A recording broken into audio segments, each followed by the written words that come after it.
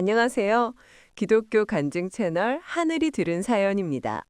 오늘은 어떤 사연으로 하나님의 은혜를 살펴볼까요?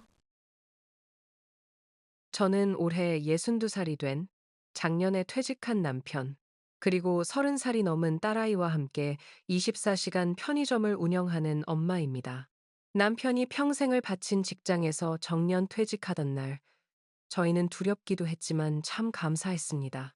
그 퇴직금과 저희가 쌈짓돈처럼 모아온 돈을 합쳐 이 동네 어귀에 작은 편의점을 차렸습니다. 큰 돈을 벌겠다는 욕심은 없었습니다.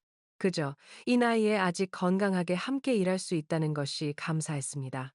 처음에는 저희 부부 둘이서도 벅찼습니다. 그러다 몇 달 전 좋은 회사를 다니던 제 딸아이가 있었습니다. 그 아이가 갑자기 모든 것이 소진되었다며 텅 빈 눈으로 회사를 그만두고 집으로 돌아왔습니다. 저희 부부는 애써 괜찮다고 쉴 때도 있어야 한다고 다독였지만 딸아이는 방 안에 틀어박혀 웃음을 잃어갔습니다. 그래서 시작하게 되었습니다. 딸아이에게 억지로라도 바람을 쐬게 하고 사람을 만나게 하고 싶었습니다. 저희는 무리를 해서 24시간 운영으로 가게를 돌리기로 했습니다. 저는 아침 8시부터 오후 4시까지의 낮 시간을, 딸아이는 오후 4시부터 밤 12시까지의 저녁 시간을, 그리고 예순이 넘은 제 남편이 밤 12시부터 아침 8시까지의 그 춥고 외로운 새벽 시간을 맡았습니다. 저희 셋은 매일 아침 교대 시간이면 계산대 뒤 작은 창고에 모여 손을 잡고 기도했습니다. 하나님, 이 가게가 저희 셋의 일터이자 다시 일어설 힘을 얻는 자리가 되게 해달라고, 이웃에게 빛이 되게 해달라고 말입니다. 하지만 이 골목은 저희가 생각했던 것만큼 낭만적인 곳이 아니었습니다. 저희 가게가 문을 연지 1년도 채 되지 않아 바로 길 건너편에 저희와는 다른 아주 크고 화려한 브랜드의 새 편의점이 들어섰습니다. 그 가게는 1년 365일 파격적인 할인 행사를 했고 밤에도 대낮처럼 불을 밝혀 사람들을 끌어모았습니다. 저희 가게의 문을 열고 들어오던 익숙한 얼굴들이 어느새 길 건너편 가게의 로고가 찍힌 봉투를 들고 저희 가게 앞을 지나쳐 갔습니다. 매출은 무서울 정도로 떨어졌습니다. 김밥이며 도시락, 샌드위치가 계산 한번 되지 못한 채 매일 밤 폐기 스티커가 붙여졌습니다. 남편의 얼굴은 굳어갔습니다. 밤새 텅 빈 가게를 지키고 새벽에 들어온 남편은 지친 몸을 소파에 누이며 깊은 한숨을 내쉬었습니다. 그 한숨 소리에 방 안에 있던 딸아이의 어깨가 움츠러드는 것을 저는 보았습니다. 딸아이는 자기 때문에 부모가 이 고생을 한다고, 자기가 짐이 되었다고 자책했습니다. 방에서 나오게 하려던 저의 계획이 오히려 딸아이를 더 깊은 죄책감 속으로 몰아넣고 있었습니다. 제 기도도 변해갔습니다. 감사는 사라지고 원망만 남았습니다. 하나님, 저희가 뭘 잘못했습니까? 성실하게 일했고 다시 일어서려는 딸과 함께 몸부림치고 있습니다. 그런데 왜 저들의 화려한 불빛이 저희의 작은 등불을 꺼버리게 내버려 두십니까?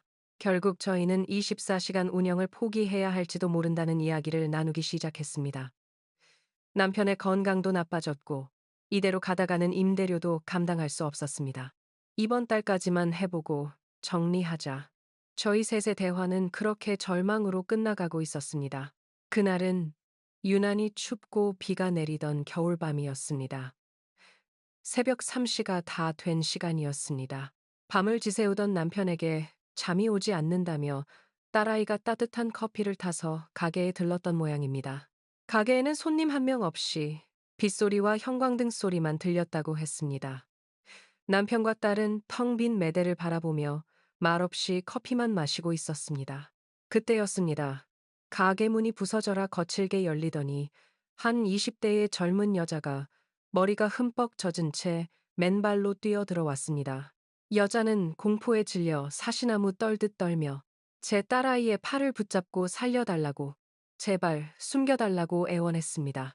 남편과 딸아이가 무슨 영문인지 물어볼 새도 없이 뒤이어 덩치 큰 남자가 술에 취해 욕설을 퍼부으며 가게로 뛰어들어왔습니다. 그는 딸아이를 밀치고 아내를 내놓으라며 계산대를 주먹으로 내리쳤습니다. 가게 안의 물건들이 바닥으로 떨어졌습니다. 그 순간 예순이 넘은 제 남편이, 평생 남에게 큰 소리 한 번 못 치던 제 남편이 그 남자의 앞을 가로막아 섰습니다. 그리고는 딸아이에게 어서 저 아가씨를 데리고 창고 안으로 들어가 문을 잠그라고 소리쳤습니다. 남편은 떨리는 목소리로 하지만 단호하게 말했습니다. 여기 경찰 부를 테니 당장 나가라고. 남자는 남편을 밀치려 했지만 남편은 늙은 몸으로 필사적으로 버텼습니다. 그 사이 딸아이가 그 여자분을 창고로 피신시키고 경찰에 신고했습니다. 남자는 경찰 소리에 겁이 났는지 거칠게 욕을 하며 가게를 뛰쳐나갔습니다. 모든 것이 순식간에 벌어진 일이었습니다. 가게는 엉망이 되었고 남편은 다리에 힘이 풀려 주저앉았습니다. 경찰이 도착하고 울고 있는 그 젊은 여자분을 데려갔습니다. 가정폭력으로 남편을 피해 맨발로 도망쳤던 것입니다. 다음 날 아침, 제가 교대를 하러 갔을 때 남편과 딸아이는 밤새 한숨도 자지 못하고 뜬 눈으로 가게를 지키고 있었습니다. 저는 그제야 자초지종을 전해 들었습니다. 저는 엉망이 된 가게 바닥에 주저앉아 하나님께 감사하다고 울었습니다. 만약, 만약 저희가 24시간 운영을 포기했더라면, 만약 그 시각 저희 가게 문이 닫혀 있었더라면 그 젊은 여자는 그 빛 속에서 어떻게 되었을까요? 하나님은 저희를 버리지 않으셨습니다. 저희가 길 건너 화려한 불빛만 바라보며 절망하고 있을 때 하나님은 저희의 이 작은 가게를 가장 절박했던 한 영혼의 피난처로 준비하고 계셨습니다. 저희의 24시간은 돈을 버는 시간이 아니라 생명을 지키는 파수대의 시간이었던 것입니다. 그 며칠 뒤 그 여자분의 부모님이 저희 가게를 찾아오셨습니다. 두 분은 저희 부부와 딸아이의 손을 붙잡고 딸의 생명을 구해주셔서 지켜주셔서 감사하다고 은인이라며 눈물을 흘리셨습니다. 그리고는 저희의 텅 빈 가게를 한참 둘러보셨습니다. 두 분은 작은 건축사무소를 운영하시는 분들이었습니다.